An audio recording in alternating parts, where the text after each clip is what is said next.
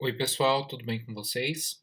Na aula de hoje nós vamos falar sobre clonagem animal. Nós vamos conhecer alguns aspectos biotecnológicos, algumas importâncias e também algumas problemáticas relacionadas a essa técnica de produção de um indivíduo geneticamente igual a outro, né?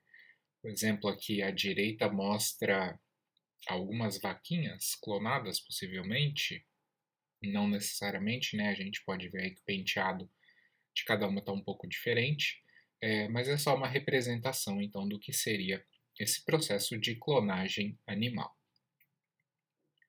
A clonagem é o processo utilizado para criar uma réplica geneticamente exata de uma célula, de um tecido ou até mesmo de um organismo inteiro. O resultado da clonagem, que tem a mesma composição genética do original, é, portanto, chamado de clone. Na genética, existem três tipos de clonagem que acabam sendo comuns dentro dessa ciência. Primeiramente, nós temos a clonagem de DNA, que já foi amplamente discutido na disciplina de biologia molecular, por exemplo, onde nós vamos produzir cópias idênticas de uma molécula de DNA de interesse, utilizando como ferramentas todas aquelas técnicas que nós já conhecemos. Temos a clonagem reprodutiva, que essa sim seria aquele tipo de clonagem onde nós vamos produzir clones geneticamente iguais a um determinado indivíduo que nós temos aí o interesse de clonar, né? Quem não gostaria de ter alguns clones aí para ajudar a dividir os boletos, as tarefas de casa, os afazeres, os trabalhos e tudo mais, né? Mas, enfim. E por último, a clonagem terapêutica, que é uma clonagem onde nós vamos produzir células geneticamente iguais, geneticamente idênticas, compatíveis a um determinado indivíduo. E a partir dessa célula, nós podemos produzir tecidos que poderão ser utilizados na terapia, em algum tipo de terapia, para esse indivíduo em específico. Por exemplo, uma regeneração de um tecido, regeneração de um órgão, né? Se o indivíduo vai fazer um procedimento lá e vai perder uma grande parte do fígado, do pâncreas, nós poderíamos então fazer a clonagem dessas células de fígado e pâncreas em laboratório, produzir uma grande quantidade de tecido, desse tecido específico, né? E depois fazer um transplante desse tecido para esse indivíduo, para que ele não perdesse as funções ali que o fígado, que o pâncreas ou que qualquer outro órgão poderiam desenvolver para ele, desempenhar para ele. Então, a clonagem terapêutica seria uma estratégia de se tratar algum tipo de problema, uma vez que você produziria um tecido geneticamente idêntico que não teria nenhum problema de incompatibilidade depois de um transplante. Falando então um pouquinho sobre a clonagem animal, essa técnica possibilita gerar embriões, linhagens celulares ou até mesmo indivíduos a partir de núcleos provenientes de diferentes tipos de células por meio de uma técnica chamada transferência nuclear de células somáticas. Só lembrando, uma célula somática é uma célula que faz parte do organismo do indivíduo, né, do corpo do indivíduo, e é uma célula já diferenciada, uma célula especializada, que não tem mais aquela característica embrionária, né, de poder se dividir e dar origem a um novo indivíduo, mas por esse processo de transferência do núcleo dessa célula somática para um ovócito, que é aquela célula que vai ser fecundada e vai dar origem pelas divisões celulares sucessivas ao embrião e, consequentemente, a um novo indivíduo, né? Pela transferência desse núcleo para um ovócito, nós podemos reconstituir, entre aspas, né, um indivíduo, um tecido, um embrião, ou enfim. A partir dessa técnica, nós conseguimos então produzir uma cópia geneticamente igual dessa célula, desse tecido, desse organismo como um todo. Só demonstrando aqui então como seria a transferência nuclear de células somáticas, a TNCS. Nós temos aqui em cinza, né, uma célula somática que tem no seu núcleo lá toda a informação genética correspondente àquele organismo, né? Muita dessa informação genética está compactada na forma de heterocromatina, já que uma célula diferenciada não expressa todos os genes que uma célula indiferenciada poderia expressar, mas ela tem ali guardada no seu genoma, no seu DNA, toda a informação genética do organismo. O núcleo, então, é isolado a partir dessa célula somática e esse núcleo é transferido para uma célula embrionária. A egg cell aqui é a célula embrionária, né? Como se fosse o ovócito. Vocês lembram que o ovócito tem um núcleo haploide, enquanto a célula somática tem um núcleo diploide. O que acontece no ovócito? Como ele é haploide, ele é fecundado pelo espermatozoide, que também é haploide, e juntos reconstituem o número diploide da espécie. A partir do ovócito, então, o núcleo dele é removido, então ele fica sendo uma célula anucleada, e aquele núcleo da célula somática é transferido então para o ovócito, que é estimulado a dar início ao processo de divisão celular. Esse ovócito começa a se dividir e forma, né, pode formar aí um grande número de células, até mesmo um embrião, que se desenvolver, se o embrião se desenvolver da maneira adequada, né, ele pode dar origem aí a um organismo que será um clone daquela célula somática da qual o núcleo foi isolado e transferido para a célula germinativa, para o ovócito nesse caso. Então esse é o princípio da transferência nuclear de células somáticas. Quais são as aplicações da clonagem animal? Nós temos a preservação de espécies em extinção. Se você tem uma espécie que está desaparecendo, né, por clonagem você poderia, teoricamente, aumentar o número dessa espécie. Se uma reprodução artificial não for possível, né, uma clonagem talvez poderia solucionar. Não é tão fácil assim, mas poderia ser uma estratégia. A potencialização dos programas de melhoramento genético também, né? Se você tem um indivíduo que tem fortes características lá, né? Então, se você reproduz esse indivíduo, não necessariamente vai gerar um com as mesmas características que ele, porque se você tem um touro super melhorado lá geneticamente e você vai cruzar esse touro com uma vaca diferente, que não é geneticamente igual ao touro, você vai ter lá no bezerrinho que vai nascer metade das características do touro e metade das características da vaca. Então, você está perdendo informação genética ao fazer o cruzamento. Se você faz uma clonagem, você não perderia, teoricamente, essa informação.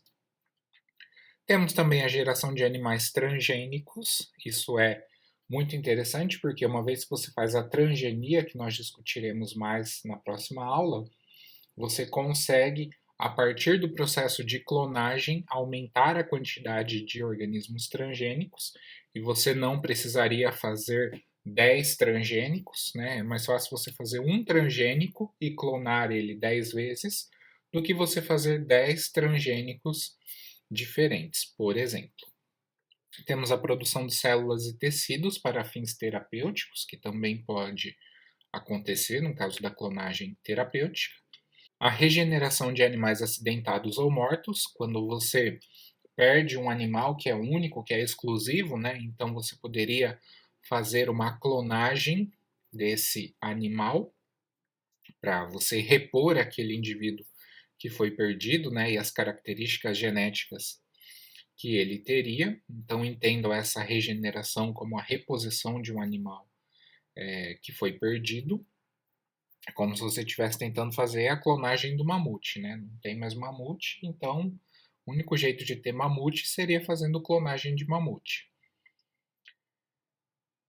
Temos também a propagação de animais com elevado valor zootécnico, animais que têm um poder de reprodução, uma característica de reprodução de interesse, né? Se a gente pensar na zootecnia, produção de leite, produção de carne, produção de lã, produção de qualquer produto animal interessante.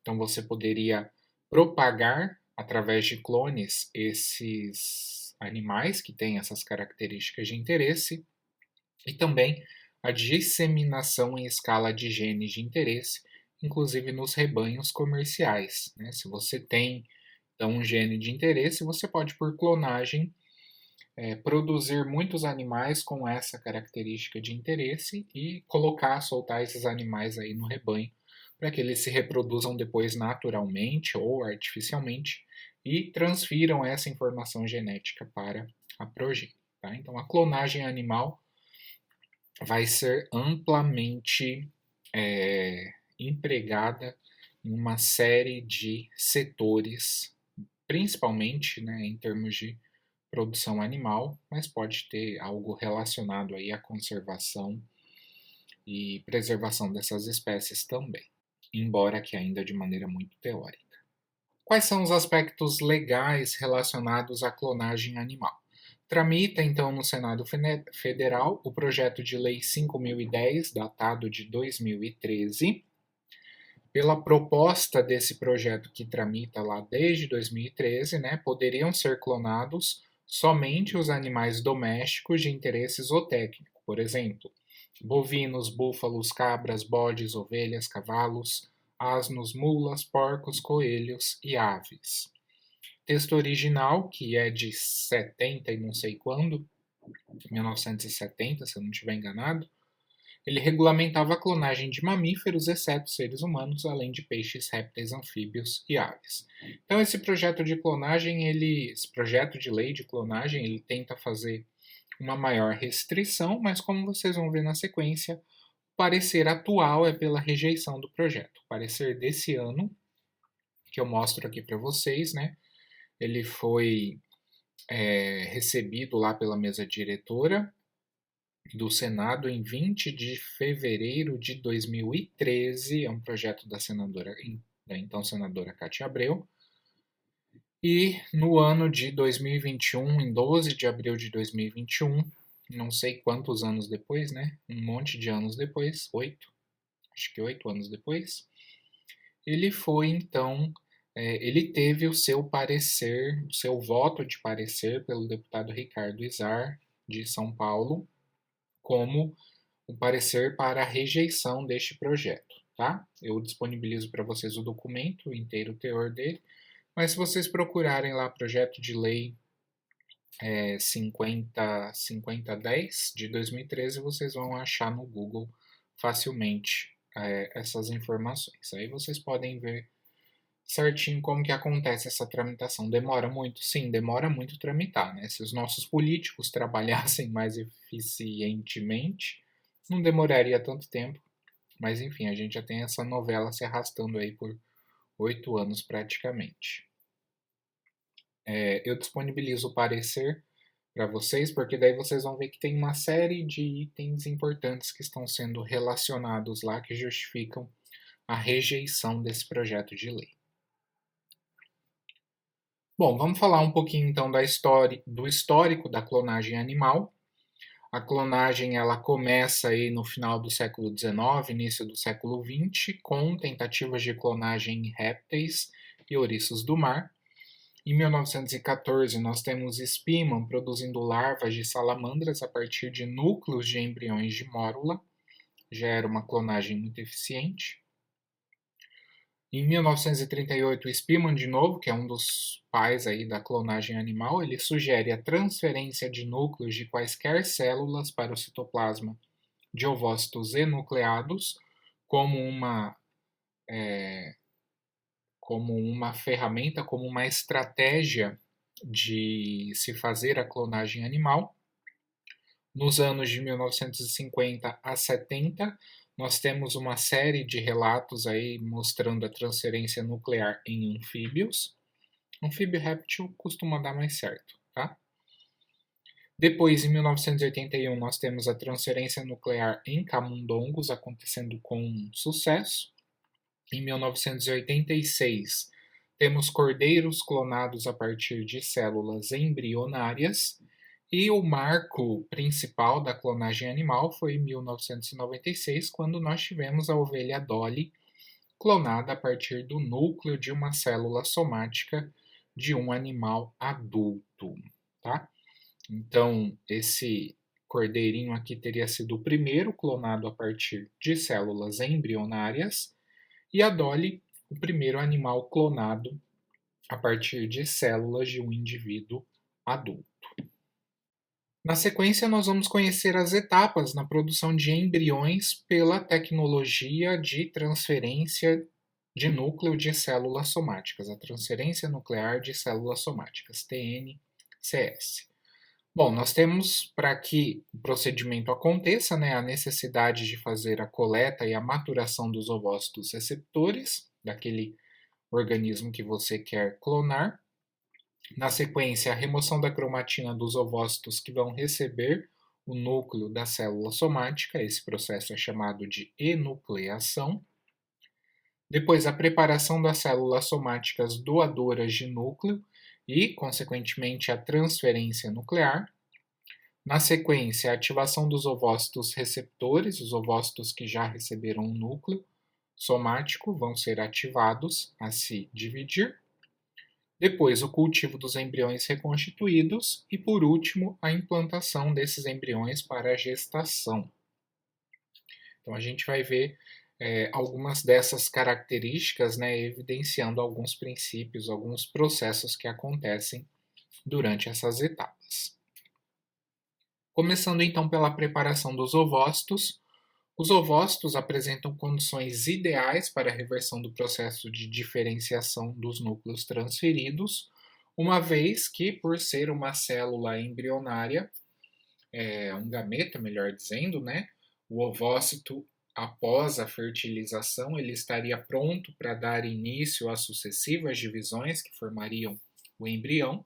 Então, ao receber o núcleo de uma célula somática, depois de ativado, esse ovócito estimula a divisão dessa célula construída, né, desse clone, e se nós tivermos aí um desenvolvimento embrionário eficiente, nós vamos ter um clone, pelo menos no estágio embrionário.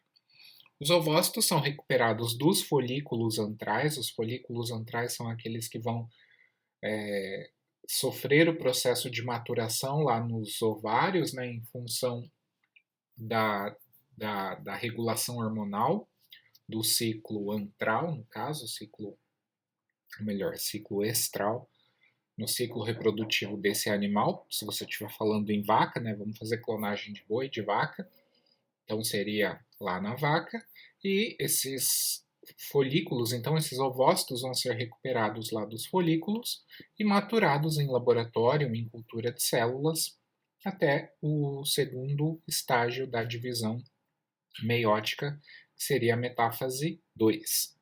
Depois nós temos a enucleação desse ovócito, e isso é feito por um processo de aspiração da cromatina, aspiração de uma porção do citoplasma, para que você remova então o núcleo dessa célula.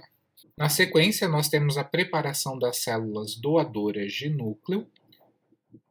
Pessoal, eu peço desculpas, tem um vizinho que resolveu dar umas marteladas aqui hoje, tá? Espero que não atrapalhe o andar da nossa aula. Bom, nós temos então a preparação das células doadoras de núcleo. Nós podemos utilizar como células doadoras de núcleo tanto células embrionárias, e para isso é necessário fazer a remoção da zona pelúcida e a desagregação dos blastômeros para que a gente possa retirar uma célula, como está sendo mostrado aqui, né? Um blastômero foi retirado da estrutura aqui de mórula, no caso, né? Quando nós temos aquela massa de células, de 12 a 36 células mais ou menos. E o núcleo, então, desse blastômero pode ser utilizado para o processo de clonagem. Mas a clonagem ela também pode ser feita com células somáticas. Se você tem um pedaço de um tecido, né, você faz uma desagregação enzimática desse tecido, para que você consiga isolar e individualizar essas células. E a partir dessas células individualizadas, você retira o núcleo e pode, na sequência, transferi-lo para o ovócito que vai receber esse núcleo. A aspiração do núcleo, nesse caso, é feito por um processo de microinjeção. Uma vez que nós temos o núcleo somático e o ovócito receptor, basta fazer a união, o encontro deles, né? Transferir o núcleo da célula somática para o ovócito receptor. A técnica mais utilizada é a técnica de microinjeção, pelo menos a mais utilizada hoje. Porém, existe também a técnica de fusão de membranas, que foi a técnica utilizada para a produção da célula da ovelha Dolly. E nessa técnica de fusão de membranas podem ser empregados impulsos elétricos, como eletrofusão e eletroporação, onde nós vamos ter correntes elétricas alternadas. Essa corrente elétrica alternada é responsável por alinhar célula doadora e ovócito receptor, e uma corrente direta, que é a corrente responsável por formar poros na membrana dessas duas células, promovendo a sua fusão. A fusão de membrana também pode ser facilitada por lipossomos, que são estruturas como se fossem minicélulas, né, de estrutura micrométrica ou até mesmo nanométrica, e eles facilitam também a fusão dessas membranas biológicas. Polietileno-glicol é um facilitador desse processo, e ele também pode ocorrer através da infecção dessas duas células por vírus Sendai inativado. O vírus Sendai é um vírus que infecta uma série de células de mamíferos, e ao infectar duas células, e se essas duas células se tocarem, né, durante o processo de infecção, tiverem algum contato ali, o vírus Sendai facilita muito a fusão dessas membranas, formando uma célula maior, né, metade do ovócito e metade da célula doadora. Então são estratégias que nós temos para fazer a fusão das membranas. Porém, hoje nós temos a microinjeção facilitando muito mais esse processo. Aqui na imagem nós temos algumas representações desse processo de transferência de núcleo.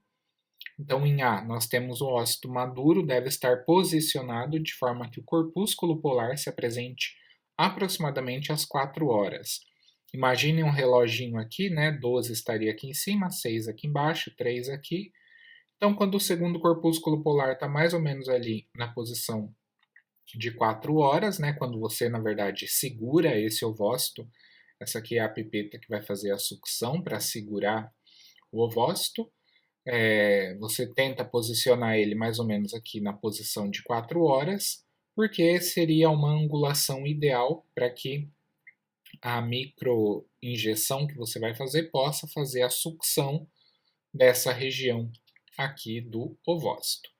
Com o auxílio da ponteira de injeção, que é essa aqui, né, essa agulha, você vai perfurar então o ovócito e vai fazer a sucção do corpúsculo polar e de aproximadamente 10% do ooplasma, do citoplasma aqui do ovócito, né? Ao fazer essa sucção na região do corpúsculo polar, possivelmente é onde muito próximo vai estar o núcleo do ovócito.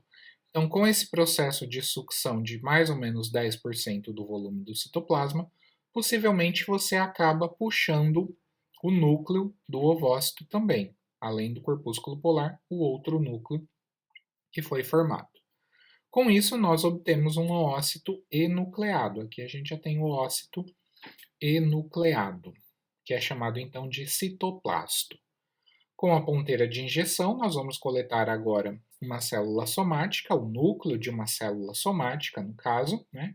Então temos aqui o núcleo da célula somática, e esse núcleo vai ser injetado novamente nesse oócito, nesse citoplasto agora.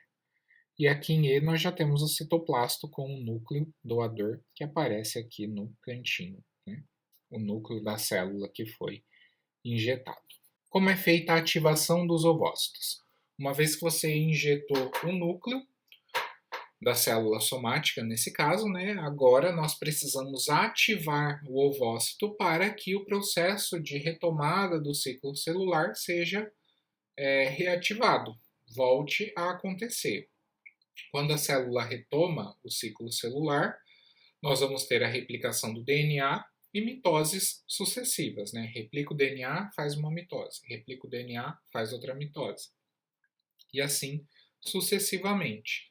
Então, aquele nosso ovócito começa a se dividir como se comportasse de acordo com o que acontece lá no zigoto, né? Quando o zigoto é formado, o conjunto diploide é restabelecido, acontece então a, as sucessivas divisões mitóticas que depois darão origem ao embrião. Os ativadores utilizados nesse processo, principalmente o cálcio, que vai ter um papel importante na ativação do ovócito, mas também etanol, impulsos elétricos e cloreto de estrôncio podem contribuir nesse processo de ativação. Após o sucesso dessa ativação e a retomada das divisões dessa célula clonada que foi produzida, o embrião pode se desenvolver in vitro durante 7 a 14 dias antes da implantação gestacional. Depois que você fez o seu clone, o embrião já avança lá nas sucessivas divisões mitóticas, né, formando mórula, blástula, e quando ele já estiver lá no estágio de gástrula, mais ou menos, na segunda semana já é possível fazer a implantação gestacional para que um outro organismo hospedeiro possa fazer a gestação desse embrião agora. Para que a gestação ocorra, né, esse embrião vai ter que se fixar lá na parede do útero para que efetivamente a gestação aconteça. Quais são as aplicações da transferência nuclear de células somáticas? Nós temos aplicações na área zootécnica e também biotecnológica. Por exemplo, a manipulação de embriões como estratégia de transgenia por injeção de genes. Essa técnica ela tem baixa eficiência, já que é muito difícil você conseguir injetar genes, né, utilizando técnicas moleculares, fazer com que esses genes se liguem ao genoma daquela célula e se expressem de maneira eficiente. Porém, a manipulação de embriões como estratégia de transgenia por tecnologia do DNA recombinante é mais eficaz, ela já tem uma eficiência muito maior. Então, biotecnologia e zootecnia juntas, nesse caso, contribuem para o desenvolvimento desse tipo de embrião geneticamente modificado. E também nós temos uma rápida multiplicação de animais transgênicos. Como eu falei, é melhor você fazer um transgênico e cloná-lo dezenas, centenas, milhares de vezes do que você tentar fazer centenas, milhares de clones iguais ou diferentes. Tá? Então, se você tem sucesso num processo de clonagem de transgenia, faça a clonagem desse transgênico. Temos aplicações também para a criação de animais modelos para doenças humanas, que seria uma importante aplicação médica, biomédica, né, para o estudo dessas doenças. Por exemplo, ovelhas com fibrose cística, genes candidatos para doenças degenerativas como Parkinson e Alzheimer, doenças de pele, diabetes, arteriosclerose, câncer de mama, entre outros. Esse gene candidato seria uma célula, um animal que é produzido, né, com alguma característica genética modificada, genes desligados ou genes hiperligados, para mostrar se aqueles genes estão relacionados a uma maior ou menor incidência de uma determinada doença. Tá? Então, esses animais podem ser construídos geneticamente para expressar ou não um determinado gene, que seria um gene candidato, e avaliando como a expressão desse gene acontece, você consegue relacionar a uma doença ou a outra, por exemplo. E temos também a criação de animais bioreatores. Esses animais transgênicos poderiam produzir proteínas humanas, como o fator de coagulação 9, antitrombina humana, alfa-1 antitripsina, entre tantas outras proteínas, que poderiam ser produzidas a partir desses bioreatores.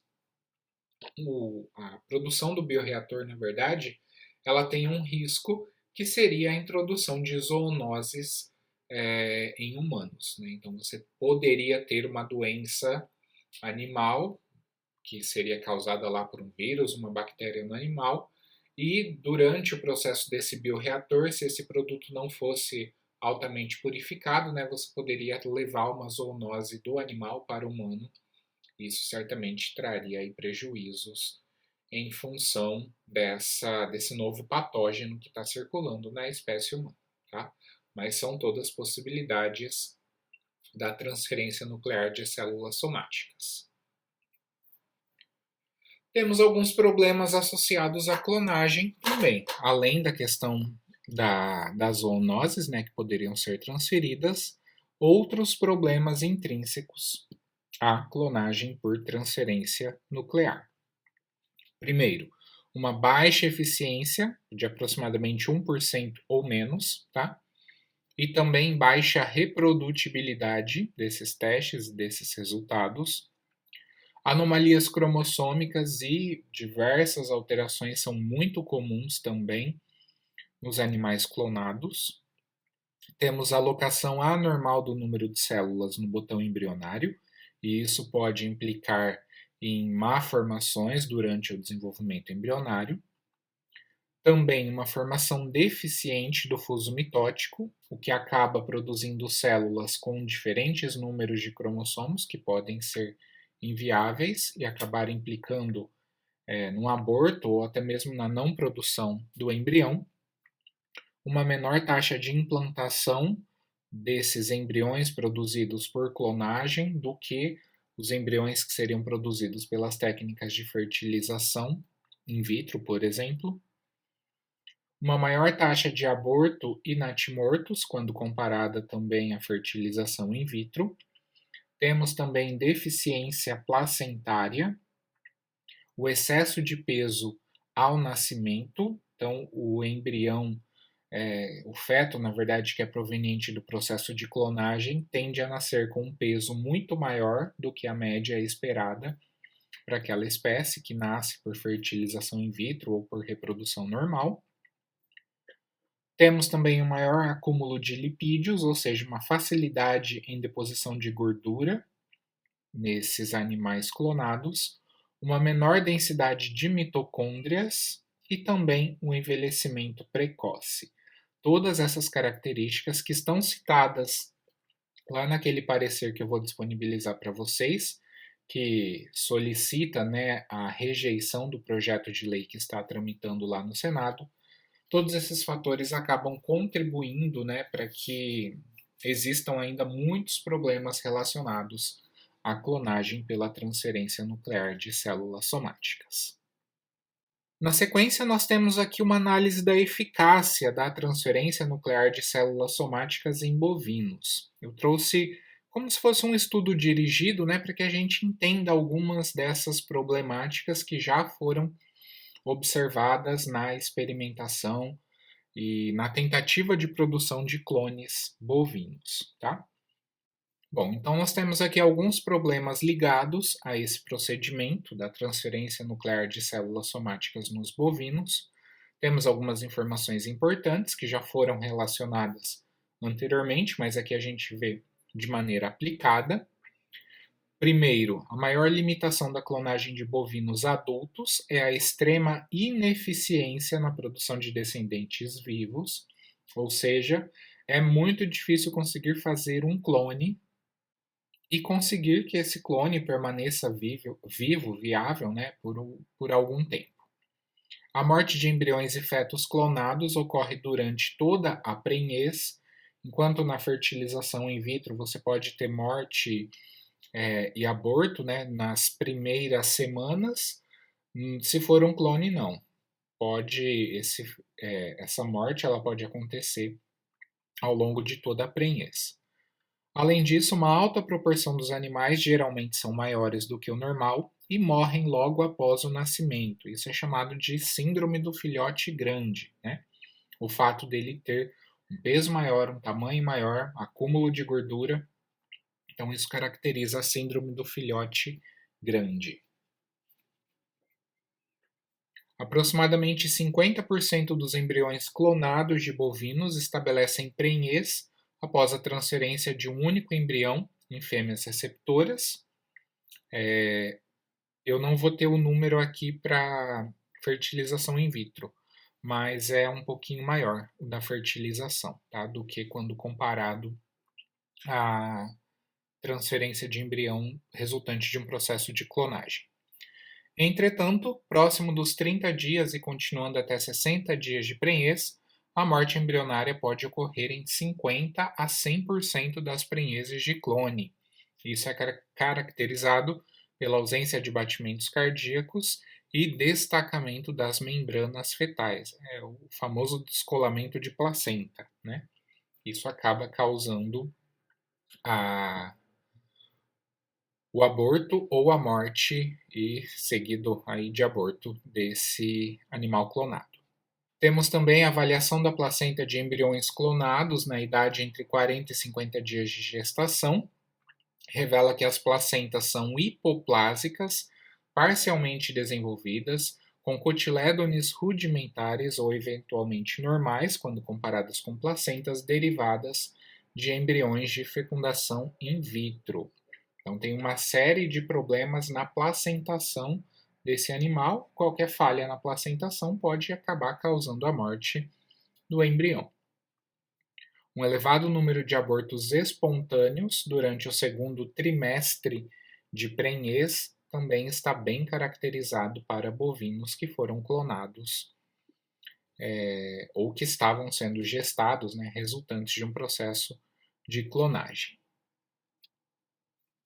Exames macroscópicos e histopatológicos dos fetos abortados têm demonstrado poucas anormalidades, porém a placenta frequentemente se apresenta de forma anormal, com uma marcada redução dos cotilédones, menos de 20, quando era se esperar para o segundo trimestre, pelo menos de 70 a 120 estruturas, cotilédones. E as membranas fetais também se apresentam delgadas, muito finas e edematosas, né? Além dela ser fina, ela é inchada e isso acaba problematizando bastante o desenvolvimento do embrião.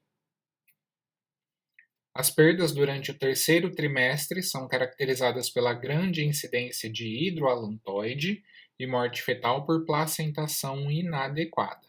A severidade das complicações pode não ser evidente por vários meses após o nascimento. Então, o bezerrinho nasce e você acha que ele está bem e depois de alguns meses, do nada, o bichinho cai duro lá no chão.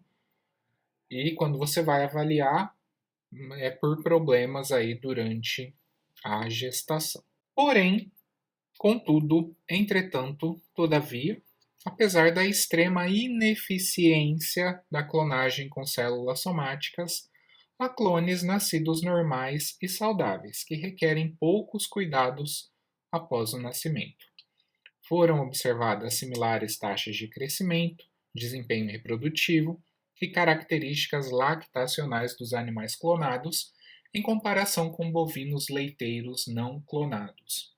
Ou seja, tem 99% de chances de dar errado no processo de clonagem animal, mas em 1% dá certo e dá muito certo, tá? Então é uma taxa pequena, é uma eficiência muito pequena, mas quando dá certo, dá certo. E daí é interessante, né? Você tentar investir mais nessa tecnologia ou aprimorar melhor essa tecnologia para garantir que esse processo, para garantir que a morte do animal não aconteça, né? E você tenha um vigor lá no descendente, no bezerrinho, no clone, na verdade, que você está produzindo. Dá certo? Dá, mas são raras vezes que isso dá certo, ok? Com essas informações das experiências de clonagem em bovinos, né, das tentativas de clonagem em bovinos, eu quero mostrar para vocês então que é uma técnica que dá certo, eventualmente, raramente, mas dá certo. E cabe então à ciência tentar desenvolver estratégias que garantam uma maior eficácia desse processo, né? Para que os clones possam ser produzidos de maneira mais eficiente. Agora, pensando em sociedade, pensando em ciência, é, além daqueles casos que eventualmente surgem aí na ciência, né, de um ou outro cientista, entre aspas, dizendo que clonou um bebê, que conseguiu clonar, que conseguiu ter sucesso aí na clonagem, é muito difícil a gente pensar que não exista, né? Eu, pelo menos, acredito que deve ter algum clone andando por aí em algum lugar do mundo. Porque, gente, dá para fazer, dá certo, né? A técnica faz com que dê certo. Então, quem garante que não tem, né? Tem um consenso aí da comunidade científica de que você não deve fazer um clone humano, mas quem garante que não tem? Então, muito difícil, né? Para finalizar, vamos falar rapidamente da nossa querida ovelha Dolly, né? Já que ela foi o marco aí da clonagem animal. A ovelha Dolly nasceu em 5 de julho, ela fez aniversário esses dias, ó, em 5 de julho de 1996, no Instituto Roslin, na Escócia. Ela foi clonada a partir de células da glândula mamária de uma ovelha adulta, 6 anos de idade. Durante sua vida, ela gerou 6 filhotes. E em 1999, nós tivemos uma publicação numa revista bem sem vergonha, que foi a Nature, dizendo que os telômeros das células da Dolly eram mais curtos, e isso está relacionado ao envelhecimento precoce. Para quem não lembra, o telômero é a extremidade dos cromossomos. Todos os cromossomos de mamíferos, né, de eucariotos, são cromossomos lineares, que têm duas extremidades, duas pontas, e nessas pontas, então, nós temos um telômero protegendo a informação genética que eventualmente estivesse ali muito próximo do final de um cromossomo. O telômero é uma sequência de nucleotídeos que não codifica nenhuma informação genética, que não guarda informação genética, e, consequentemente, ele está ali como uma estrutura de proteção, como se fosse um capacete que está protegendo a extremidade do cromossomo para evitar que ele encurte durante o tempo, né? Ou que ele seja atacado por alguma enzima que poderia degradar esse DNA a partir das suas extremidades. O telômero ele funciona como um prazo de validade. Ele encurta sim com o tempo. Nós temos a enzima telomerase ativa durante a vida embrionária e essa enzima ela faz um telômero em todos os nossos cromossomos, mas à medida que a gente nasce e vai envelhecendo, a telomerase não está mais ativa. Então os nossos cromossomos vão encurtando. À medida que eles encurtam, essas células entram em apoptose. Então nós temos a ideia de que o telômero ele é um marcador de envelhecimento precoce. Ou melhor, ele é um marcador de envelhecimento do cromossomo. Se você tem o cromossomo se encurtando de maneira muito rápida, você tem um envelhecimento precoce. E isso foi observado nos cromossomos das células da Dolly, né? Apesar de ser uma ovelha com 3 anos de idade, em 1999, ela já tinha telômeros muito curtos que caracterizariam uma ovelha com 15, 20 anos de idade, por exemplo. Tá? Então foi muito relevante essa publicação que mostrou que a Dolly sofria de envelhecimento precoce. Em 2002 foi divulgada uma doença pulmonar gravíssima e progressiva, que normalmente leva à morte do animal, e para que ela não morresse, né, para que ela não asfixiasse ali, não tivesse uma morte dolorosa, em 14 de fevereiro de 2003 foi realizada então a eutanásia do animal, né, seria o abatimento, mas o abatimento seria algo muito cruel, né? Duvido que alguém ia ter coragem de dar uma marretada na cabeça dela. Mas, enfim, foi feita então a eutanásia, né? A morte boa da Dolly em fevereiro de 2003. Então, ela viveu poucos anos, né? De 96 a 2003, vai dar 7 anos de idade, o que é muito pouco para uma ovelha, tá? Uma ovelha duraria aí mais de 15 anos, mais ou menos. Então a Dolly morreu muito cedo com uma doença pulmonar progressiva de ovelha velha e não de ovelha jovem, tá? Ela não deveria ter morrido por causa disso. Pode ser um problema da clonagem? Talvez, né? Não está nada esclarecido ainda. Tudo indica que sim. Aqui é demonstrado rapidamente como que aconteceu a clonagem então da ovelha Dolly. Nós tínhamos uma ovelha A, que era uma ovelha de cara branca, de face branca, né? Dessa ovelha, na verdade, dessa ovelha A, foram retiradas células da glândula mamária, as células somáticas, né? O núcleo dessas células da glândula mamária foram isolados e foram fundidos por eletricidade com um óvulo enucleado de uma ovelha B, uma ovelha que não era de face clara, era de face escura. Então, nós tínhamos a ovelha A, que doou as suas células mamárias, a ovelha B, que doou os seus ovócitos. Com isso, foi feita a clonagem pela transferência nuclear de célula somática. Foi constituído um zigoto, um embrião, que se desenvolveu, foi implantado numa terceira ovelha, que não tinha nem a face clara, nem a face branca, nem a face preta, tinha uma face aqui numa cor diferente. Não lembro qual que era a característica dessa ovelha, mas não era nem a A nem a B, tá? Ela era diferente e a partir da gestação dessa terceira ovelha, nasceu então a ovelha clone, que foi a ovelha Dolly, clone da ovelha A.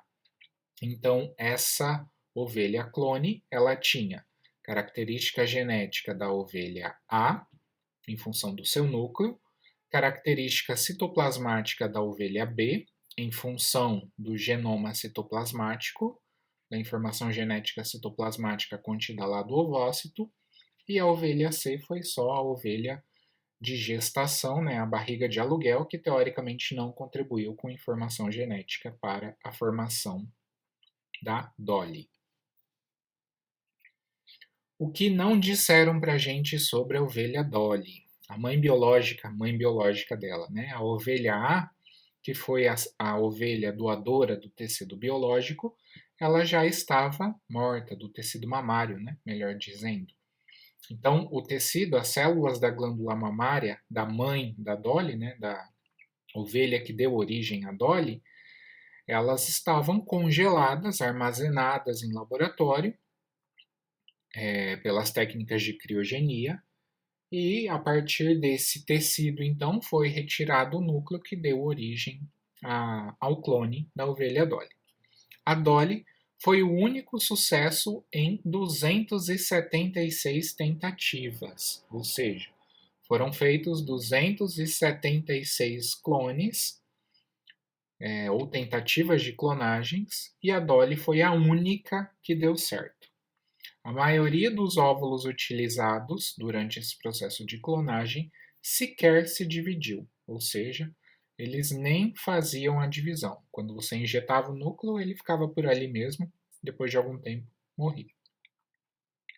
Todos os embriões implantados morreram durante a gestação e muitos deles tinham alterações genéticas, alterações cromossômicas ou malformações durante o desenvolvimento embrionário graves que acabavam comprometendo a vida desse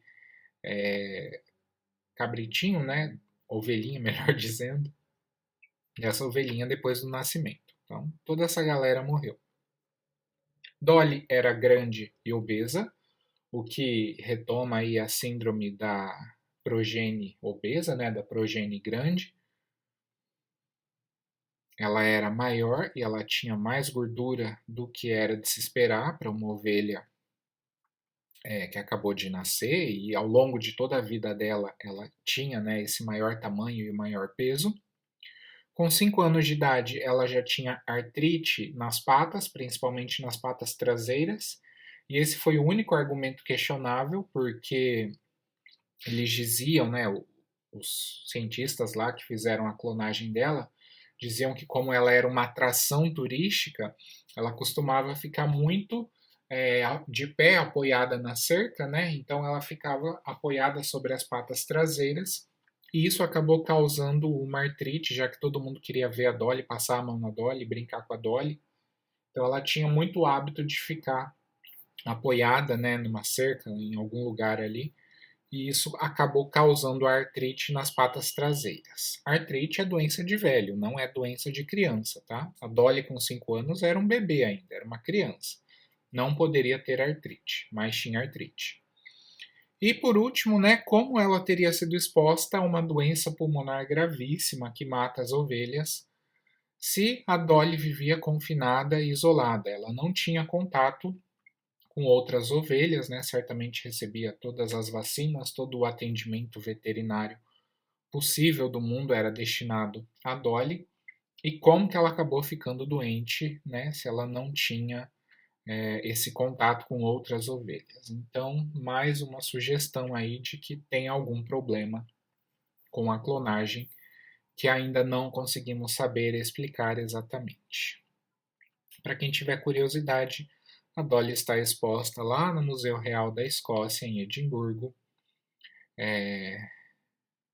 E quem quiser ir ver, né, pode ir ver a Dolly, que ela vai estar lá, com essa carinha simpática dela. Quando a gente vê o tamanho dela aqui, dá para ver que ela é uma ovelha grande, tá? Não tem uma ovelha normal aqui do lado para a gente comparar. Mas a Dolly era uma ovelha grande. Não tão obesa, porque agora ela já está taxidermizada, mas certamente era uma ovelha muito maior do que se esperava para ela, certo? Pessoal, então essa foi a nossa aula de clonagem animal. Qualquer dúvida que vocês tiverem, entrem em contato. Um abraço e até a próxima semana.